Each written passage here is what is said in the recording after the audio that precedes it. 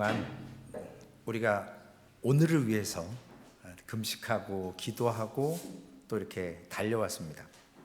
오늘 설교의 제목을 부활의 주님을 초대하십시오 라는 제목으로 말씀을 나누고자 합니다.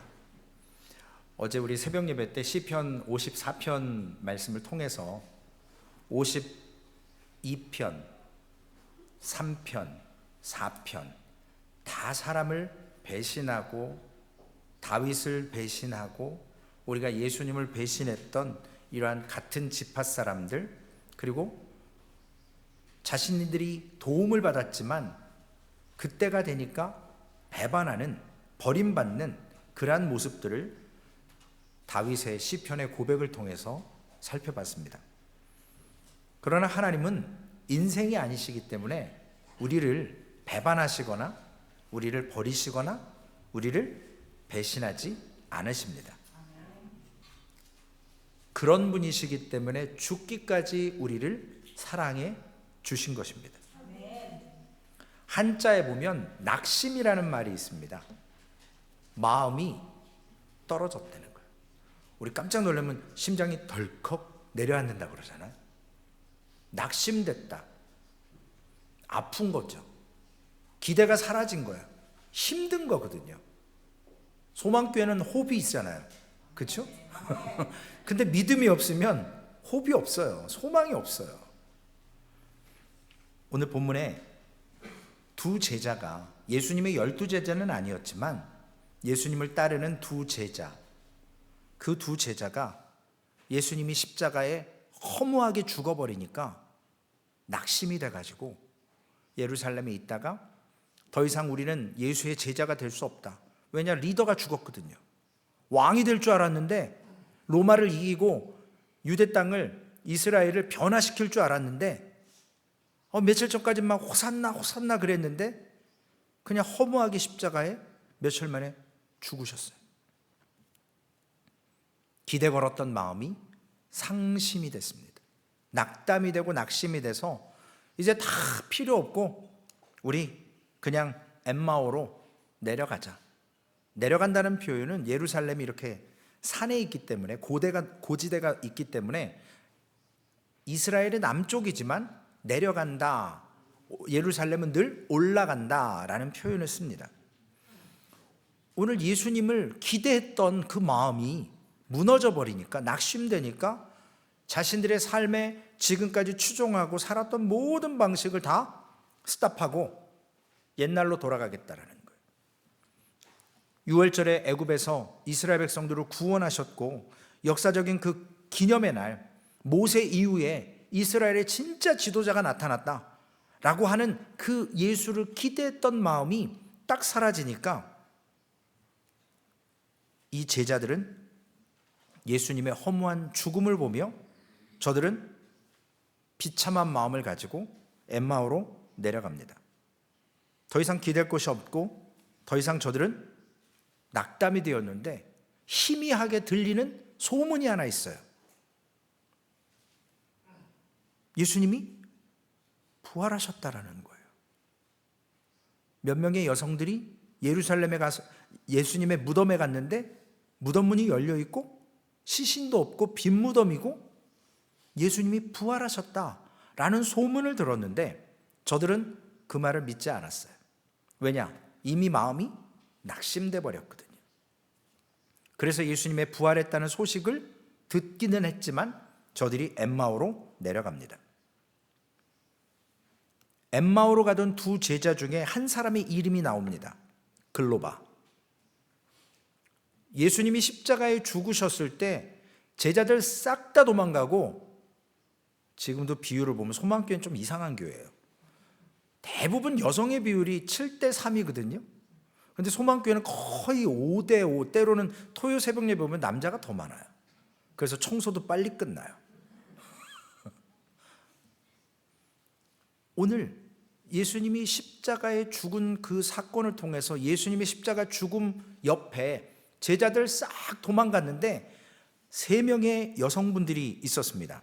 그 중에 여러 마리아라고 기록되어 있는데 그 가운데 한 명이 오늘 엠마오로 내려가는 그 제자라고 했던 글로바의 아내로 되는 마리아예요.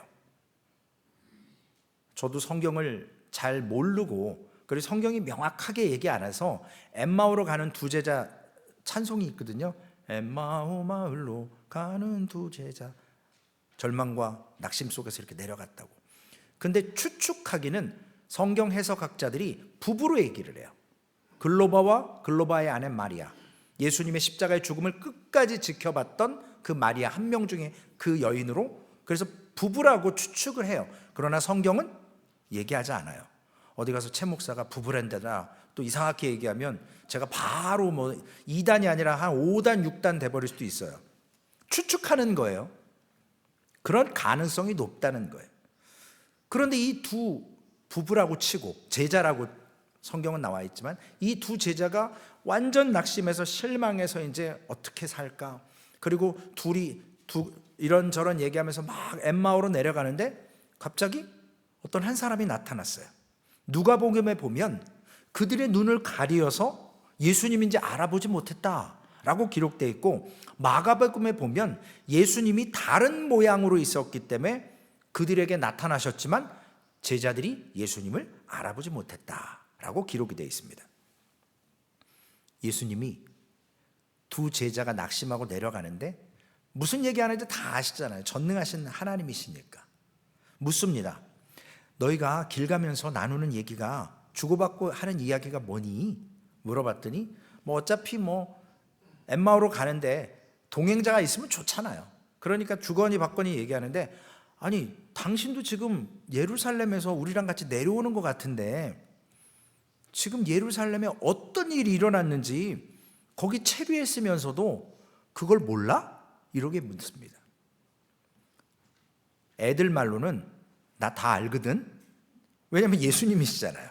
본인이 십자가를 못 박히셨고 부활하셔서 제자들에게 나타나셨지만 다른 모습으로, 그리고 눈이 가려져서 못 알아볼 뿐 예수님은 다 아시잖아요. 그래서 무슨 일이었었는데 이렇게 묻습니다. 그러면서 누가복음 24장 19절에서 24절까지의 말씀이 좀 길지만 읽어드리겠습니다. 이르시되 무슨 일이냐? 이르되 나사렛 예수의 일이니 그는 하나님과 모든 백성 앞에서 말과 일에 능하신 선지자이거늘 우리 대제사장들과 관리들이 사형 판결에 넘겨주어 십자가에 못 박았느니라. 우리는 이 사람이 이스라엘을 속량할 자라고 바랐노라. 이뿐 아니라 이 일이 일어난 지가 사흘째요.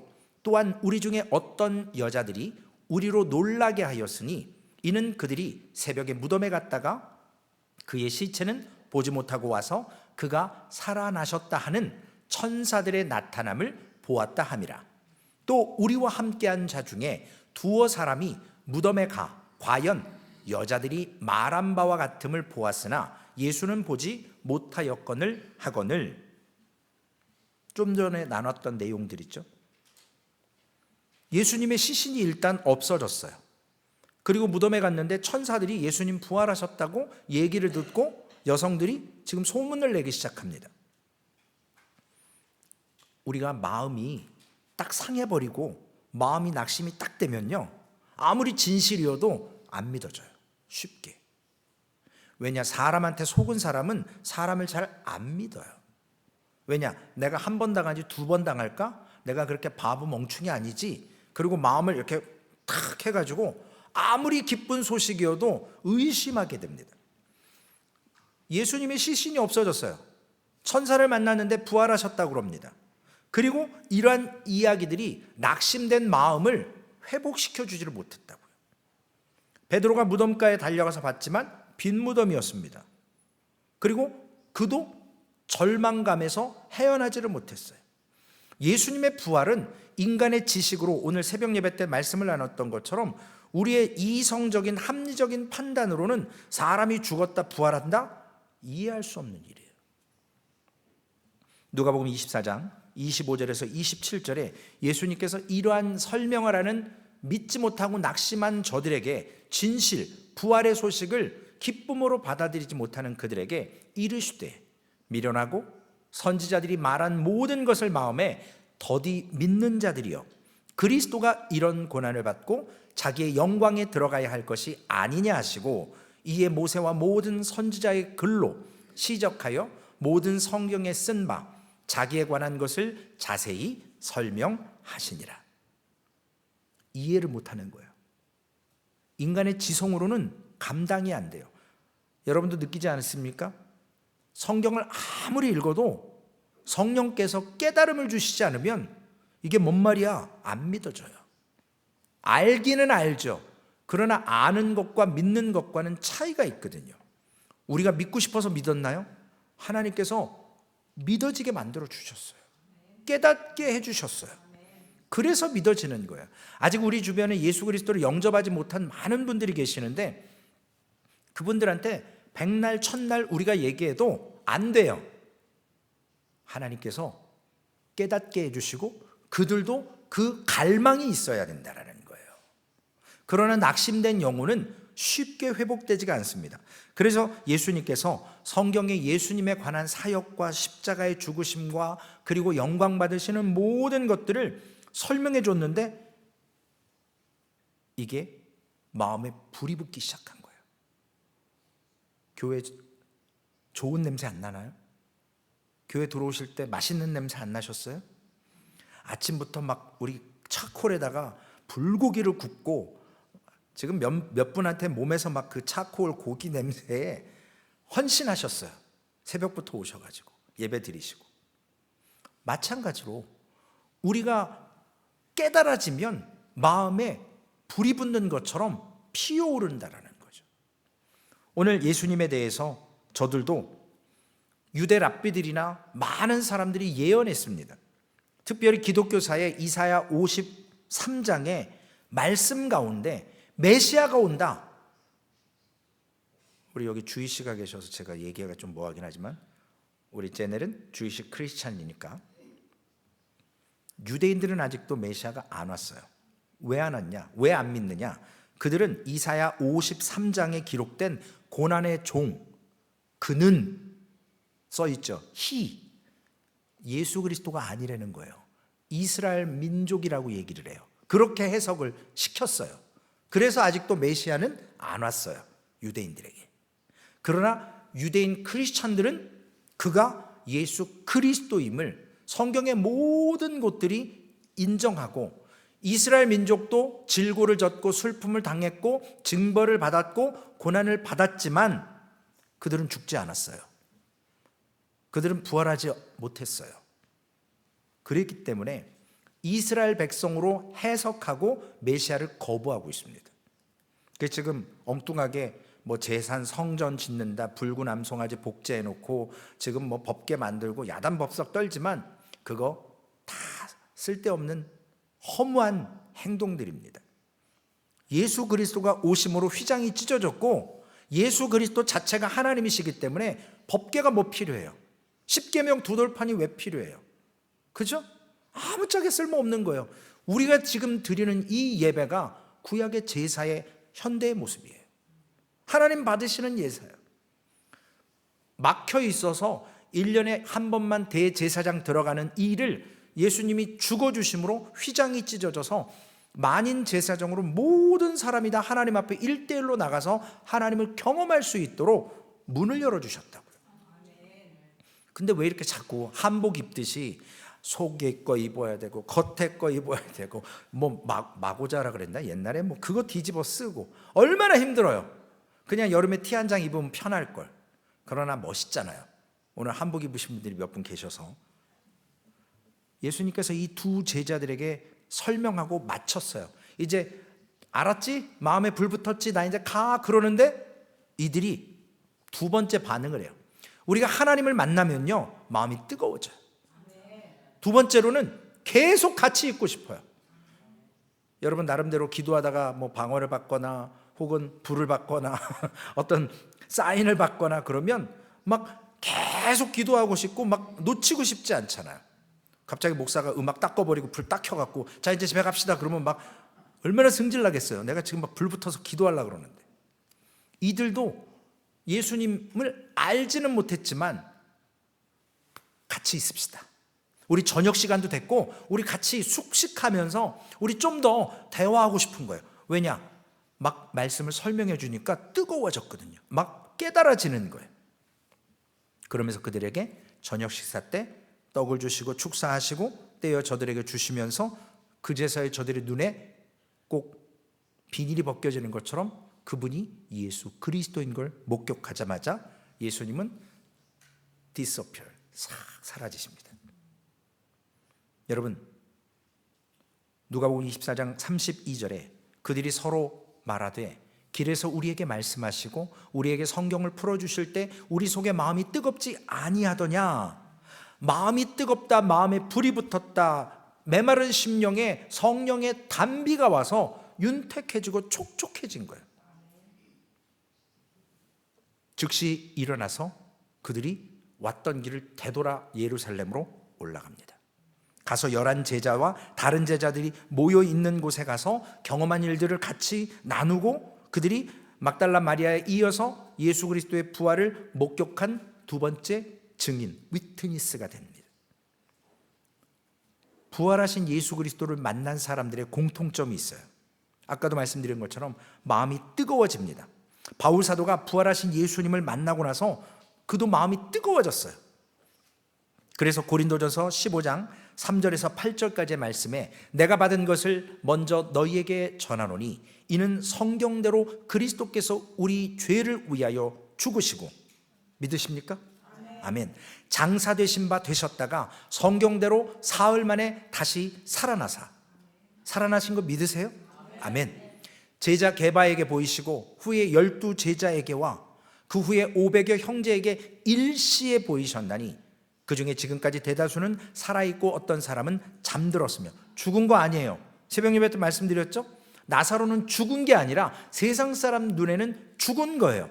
그러나 믿음의 사람들은 예수님이 죽은 것이 아니라 잠잔다 그랬어요. 그래서 오늘 사도 바울도 잠잔다 그러는 겁니다. 잠들었다. 그 후에 야고보에게 보이셨고 그 후에 모든 사도에게와 맨 나중에 만삭되지 못한 난자 같은 내게도 보이셨느니라. 바울 사도의 고백이에요. 바울은 예수님의 살아생전에 만난 적이 없는 사람이에요. 예수님이 죽으시고 부활하신 승천하신 후에 특별히 이방인을 위해 복음 전하기 위해서 택한 종으로 제자로서 사도로서 불러주시고 만나주신 사람. 오늘 그러한 바울의 뜨거운 경험이 있어야 됩니다. 여러분, 뜨거운 물도 아니고 찬물도 아니고 몸에는 좋대요. 미지근한 물이. 그러나 여러분, 우리 특히 여성분들 좋아하시죠? 뜨거운 물에 막 지지시는 거. 근데 밍밍한 물이면, 여름에 찬물도 아니고 뜨겁지도 않고 밍밍한 물이면 먹고 싶으세요? 막 이상하잖아요, 느낌이. 저도 싫어해요. 차라리 찬 거나 뜨거운 거나 화끈해야 되잖아요. 한국 사람 특히. 예수 믿는 사람들은 화끈해야 돼요. 왜냐? 이 뜨거움이, 경험이 자꾸 불씨가 꺼져 들어가요. 메말라진다고요. 영어 하나 쓸게요. 드라이해지세요. 그게 바로 광야고 마라예요. 우리가 예배를 드려도, 찬송을 해도, 기도를 해도 아멘도 안 하고 기쁨도 없고 감사도 없어요. 그냥 왔소, 나 갑니다, 그러고 가요. 그러면 빈손으로 왔다 빈손으로 그냥 가는 거예요. 사모해야 됩니다. 나의 마음에 성령의 담비를 부어 주옵소서 하고 갈급하게 하나님 앞에 마음으로 나올 때 하나님께서 깨닫게 해주세요. 요한복음 5장 39절에 보니까 40절에 너희가 성경에서 영생을 얻은 줄 생각하고 성경을 연구하거니와 이 성경이 곧 내게 대하여 증언하는 것이니라. 그러나 너희가 영생을 얻기 위하여 내게 오기를 원하지 아니하는도다. 주님 앞에 나와도 주여 주여 해도, 병 고치고 전도해도 주님이 모른다 그러면 끝나는 거예요. 뜨뜻 미지근한 신앙, 갈망이 없는 신앙, 이런 불붙음이 없는 것, 예배에 소망이 없고 기도하고 싶지도 않고 예배에 대한 참된 기쁨과 감사가 없다? 우리 한번 돌아봐야 돼요. 오늘 새벽 예배 설교로 얘기하면 나사로가 죽었던 그 무덤, 돌로 막아놨던 그 돌, 그걸 치우라는 거예요. 우리가 치워야 돼요. 그건 우리가 해결해야 됩니다. 우리가 하나님 앞에 소원을 바라야 돼요. 주님, 나를 불쌍히 여겨 주세요. 주님, 예수 그리스도의 부활을 만나는 게 왜 중요합니까? 예수를 만나고 안 만나고 내가 선택할 수 있다고 생각하지만 예수 그리스도의 부활을 경험하는 것은 나의 삶이, 저는 이 말도 싫어해요, 운명이다. 아니요, 우리에게 운명이 없어요. 하나님의 백성으로 사는 거예요. 세상 사람들은 나 이렇게 살다 죽겠지. 아니요, 예수 믿는 사람들은 내 맘대로 내 계획이 아니라 하나님의 영광 앞에 서서 하나님의 거룩함을 목도하며 기뻐하고 영원히 찬양할 수 있습니다. 거기에는 슬픔, 눈물, 괴로움, 돈 버는 거 없습니다. 아둥바둥 없어요. 완전한 나라입니다. 오늘 바울 사도는 그래서 고린도전서 15장 20절 22절에 그러나 이제 그리스도께서 죽은 자 가운데서 다시 살아나사 잠자는 자들의 첫 열매가 되셨도다. 사망이 한 사람으로 말미암았으니 죽은 자의 부활도 한 사람으로 말미암는도다. 아담 안에서 모든 사람이 죽은 것 같이 새 아담 대신, 둘째 아담 대신 그리스도 안에서 모든 사람이 삶을 얻으리라. 사망은요, 인간이 피할 수가 없어요. 하나님만이 해결하실 수 있는 거예요. 예수 그리스도의 십자가에 죽어주심으로 우리의 그 사망 권세가 우리를 지금도 억누르고 우리가 어차피 죽을 수밖에 없지만 우리는 죽는 게 아니라 잠자는 거예요. 왜냐? 부활의 소망이 있잖아요. 부활의 주님을 우리의 마음으로 초대해서 그분을 만나면 우리에겐 부활이 있습니다. 그래서 고린도전서 15장 51절 52절에 보라, 내가 너희에게 비밀을 말하노니, 이거 비밀이에요. 우리가 다 잠잘 것이 아니요, 이번 주 성경 구절이죠. 마지막 나팔에 순식간에 호련히 다 변화되리니 나팔 소리가 나매 죽은 자들이 썩지 아니할 것으로 다시 살아나고 우리도 변화되리라. 변화시켜 주신대요. 여러분, 미국 이민 오셔서 힘드셨을 거 아니에요. 우리 마이클 제 집사님 아까 제가 자세히 못 봤었다가 봤어요. 이 기타 이거 하시는데 손가락에 관절이 오셔갖고 이렇게 휘어지셨어요. 그러니까 이게 지금 잘 안 되시는 거예요. 그럼에도 불구하고 우리 찬양 대장님이 부활절 날 하나님께 더욱더 찬양하는 게 필요하다고 부탁드렸더니 할 수 없음에도 하시는 거고, 우리 찬양대 엑스트라로 평상시 이렇게 못 서시지만 또 오늘 이렇게 서주시고 함께 하셔서 우리가 하나님을 찬양하잖아요. 오늘 나오신 분들 사실 직접적으로 초대 못 드린 분도 계시지만 나오신 분들 너무나도 감사해요. 와주신 분들도. 오늘 이 시간 그 부활하신 주님을 우리가 영접하고 초대하고 만나서 엠마오로 가는 두 제자들이 예수님께서 말씀을 풀어주실 때 깨달은 것처럼 오늘 우리가 주님을 초청하지 않으면, 돌문을 굴리지 않으면 우리에게는 부활에 참된 소망이 없습니다. 눈이 열려지지 않습니다. 인생 뭐 있어? 그냥 그렇게 살다 가는 거지. 인생이 다 마라 아니야? 고난이지? 아니요. 사망아 너의 쏘는 것이 어디 있느냐? 라고 말씀하시면서 우리의 마음을 뜨거워져야 된다는 거예요. 주님을 만나셔서. 저는 지금 순교하는 마음으로 이제 오늘 이 설교가 끝나면 이 예배가 끝나면 이야 부활절 끝났다. 이제 땡스기빙 때까지 절기가 안 오니까 조금 한시름 놓을 수도 있는 것 같지만 사람 일 몰라요. 날마다 주님을 초청하셔야 돼요. 우리가 마음에 불이 좀 붙어야 돼요. 그래서 하나님이 주시는 은혜를 마음으로 느끼면서 하나님 앞에 오늘 그 마음으로 하나님을 찬양하고 헌신하는 것이 진짜 하나님이 받으시는 거예요. 사람의 힘으로 하면 안 된다고 말씀드렸잖아요. 세상의 지혜로 교회 일 하시면 안 돼요. 하나님의 비전과 하나님의 목적은 우리를 하나님께서 공급하셔서 우리를 세워서 쓰십니다. 2024년 이 부활의 참된 소망 앞에서 우리 사랑하는 모든 성도님들 말씀이 열려지는 부활절이 되기를 바랍니다.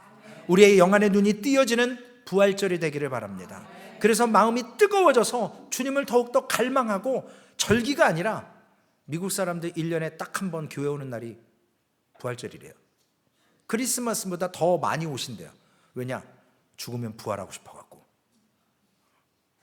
그런다고 부활되나요? 하나님을 경험해야 돼요. 하나님께서 우리의 마음에 불을 지펴주실 수 있도록 여러분의 마음의 응어리, 걸림돌의 그 돌문을 옮기시기를 바랍니다. 그때 주님이 동행해 주십니다. 그때 주님이, 오늘도 말씀 있잖아요. 제자들이 주님을 찾은 게 아니에요. 주님이 먼저 만나 주셨어요. 여러분, 주님이 늘 만나 주시려고 하는데 우리가 초청을 안 해요. 그러나 여러분이 초청하시면 주님이 만나 주셔서 오늘 참된 부활의 주님을 초대하고 그분과 함께 느끼는 뜨거움과 기쁨으로 하나님을 감격하며 하나님 앞에 믿음으로 사시는 우리 소망교회 모든 성도님들 되시기를 주님의 이름으로 축원을 드리겠습니다. 살아계신 아버지 하나님, 감사합니다. 우리의 허물과 죄를 아시고 부활하셔서 우리가 영원히 죽을 수밖에 없지만 영원한 생명을 허락해 주셨습니다. 하나님께만 영광이고 우리가 부활의 생명의 주님을 통해서 새 생명, 변화된 몸 얻는다고 약속해 주셨는데 우리가 먼저 주님을 초청하기를 원합니다. 주님을 만나고 주님과 함께 동행하기를 원하고 우리에게 말씀을 깨닫게 해주시는 은혜를 통해서 하나님과 늘 동행하는 하나님의 거룩한 백성으로 이 땅에서 믿음으로 승리하는 살아가는 성도들 될 수 있도록 인도해 주시옵소서. 우리 구주 예수님의 이름으로 감사하며 기도 올리옵나이다. 아멘.